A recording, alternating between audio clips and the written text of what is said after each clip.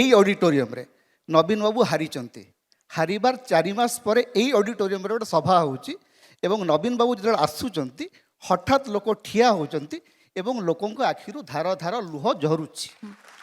That speaks the language of a mass leader. He is not in the power.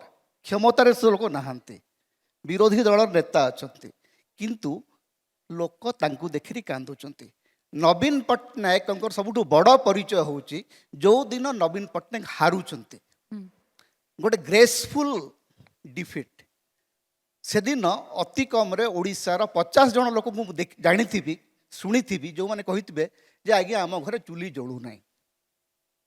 ଏବଂ ଡିଫିଟ୍କୁ ଆପଣ ଯେତେବେଳେ ପରାଜୟ ବରଣ କରୁଛନ୍ତି, ପରାଜୟକୁ କେତେ ନିଷ୍ଠାର ସହିତ ଏବଂ କେତେ ଖୁସିର ସହିତ ଆପଣ ଗ୍ରହଣ କରୁଛନ୍ତି। ନବୀନ ବାବୁଙ୍କ ମୁହଁରେ ଯେତେବେଳେ ସେ ମୋହନ ମାଝୀଙ୍କର ମାନେ ଯାଉଛନ୍ତି କରୋନେସନ୍ ତାଙ୍କର ଶପଥ ଗ୍ରହଣ ସମାରୋହରେ, ସେଇଠି ନରେନ୍ଦ୍ର ମୋଦି ଅଛନ୍ତି ଭାରତର ପ୍ରଧାନମନ୍ତ୍ରୀ ଏବଂ ହାରିଥିବା ମୁଖ୍ୟମନ୍ତ୍ରୀ ନବୀନ ପଟ୍ଟନାୟକ ସେଇଠି ଠିଆ ହେଉଛନ୍ତି।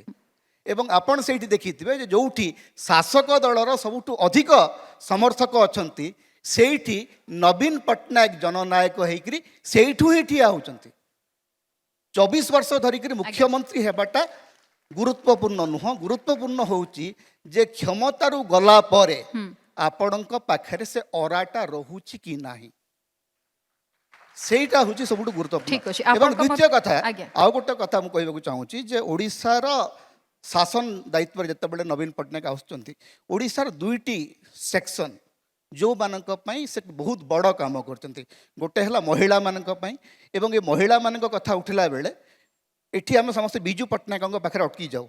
ପ୍ରହ୍ଲାଦ ଭାଇ ଲକ୍ଷ୍ମୀନାରାୟଣ ପଟ୍ଟନାୟକଙ୍କ କଥା କହୁଥିଲେ, ଓଡ଼ିଶାର ପ୍ରଥମ ବ୍ୟକ୍ତି ଯିଏ 1925 ମସିହାରେ ଜଣେ ପ୍ରଥମ ମହିଳା ସମ୍ପାଦିକାଙ୍କୁ ନିଯୁକ୍ତି ଦେଇଥିଲେ, ତାଙ୍କ ନାଁ ହେଉଛି ଅନ୍ନପୂର୍ଣ୍ଣା ଦେବୀ ଏବଂ ଯିଏ ନିଯୁକ୍ତି ଦେଇଥିଲେ ସିଏ ହେଉଛନ୍ତି ଲକ୍ଷ୍ମୀନାରାୟଣ ପଟ୍ଟନାୟକ।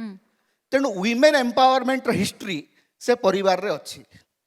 ତାପରେ ବିଜୁବାବୁ ଆସୁଛନ୍ତି, ବିଜୁବାବୁ ଆସିଲା ପରେ 33% ରିଜର୍ଭେସନ୍ ଆସୁଛି ୱିମେନ୍ ମାନଙ୍କର। ଏବଂ ଆଜି ତ ରାହୁଲ ଗାନ୍ଧୀ ଆଜି ସ୍ମାସ୍ ଦ ପେଟ୍ରିଆର୍କି କଥା କହୁଛନ୍ତି, ନବୀନ ପଟ୍ଟନାୟକ ସାଇଲେଣ୍ଟଲି ସ୍ମାସ୍ ଦ ପେଟ୍ରିଆର୍କି କାମ ମିଶନ ଶକ୍ତି ଜରିଆରେ ଆରମ୍ଭ କରିଛନ୍ତି।